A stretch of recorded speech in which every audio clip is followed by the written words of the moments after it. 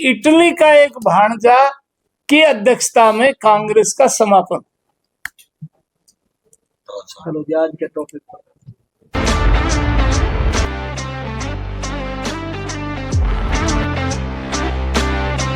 क्या सुझाव है आपके पास? नहीं, मेरे पास कांग्रेस का उत्थान होना नहीं, कांग्रेस का ये समाप्ति का नोट्सरडम की भविष्यवाणी है और उस भविष्यवाणी में आप सब पत्रकार जरूर पढ़ते हो। उसमें ये लिखा है इटली का एक भाणजा की अध्यक्षता में कांग्रेस का समापन। हरियाणा का सबसे प्रमुख जिला चलो आज के टॉपिक गाँव और अब यहाँ के पत्रकार जन हैं। जो भी हरियाणा के अंदर हो रहा है वो आपसे छुपा हुआ नहीं है। रामविलास जी ने न केवल हरियाणा का बल्कि देश का एक चित्र खींच दिया है।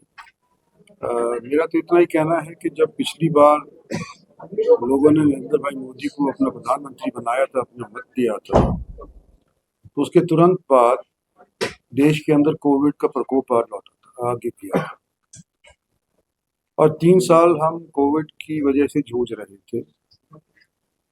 देश विदेश के अंदर त्राही हो रही थी, वैक्सीन नहीं मिल रही थी और हिंदुस्तान उभर करके आया एक शक्ति जो कि मेडिकल तौर के ऊपर न केवल अपने देश के लोगों को टीका लगाया, लेकिन बाहर के लोगों को भी टीका लगाया।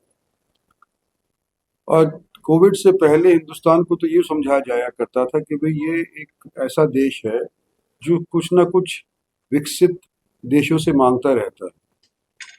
लेकिन जैसे ही कोविड खत्म हुआ, जैसे ही मालूम चला कि जो बड़ी बड़ी हस्तियां हैं, बड़े बड़े मुल्क हैं जिनको आर्थिक तौर के ऊपर हमारे से अव्वल माना जाया करता था, उन सब की माली हालत चरमरा गई।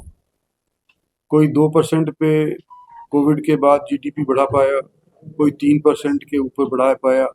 जो ब्रिटिश साम्राज्य था, जो हमारे ऊपर 200 बरस राज कर गया, कोविड के बाद उनकी भी दर सिर्फ 3% ही निकल पाई। और हमारा जो 22-23 का फाइनेंशियल ईयर गया है, हमारा एवरेज आया 6.5% हमारी बढ़त हुई है पिछले साल के दर के ऊपर।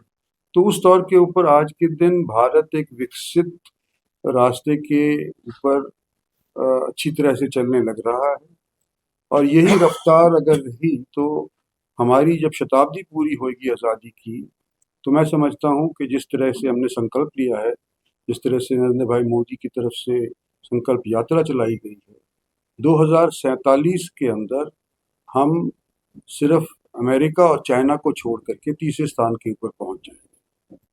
कुछ दिन पहले लोग यूँ कह रहे थे कि 5 ट्रिलियन की इकोनॉमी शायद ये 2025 तक संभव नहीं है।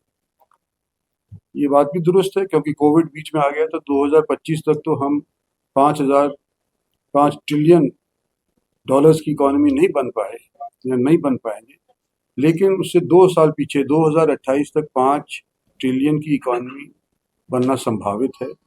और इसी चीज़ के लिए, इसी रफ्तार के लिए मैं समझता हूँ कि सारा देश आज के दिन भारतीय जनता पार्टी के पीछे और नरेंद्र भाई मोदी के पीछे लग रहा है, जुट रहा है। हरियाणा की 10 की 10 सीट हम उम्मीद करते हैं कि भारतीय जनता पार्टी को लोग देंगे और आने वाले समय के 5 साल और नरेंद्र भाई मोदी को मिलेगा। ग्रोवर साहब, एक सवाल आपसे है समझने के लिए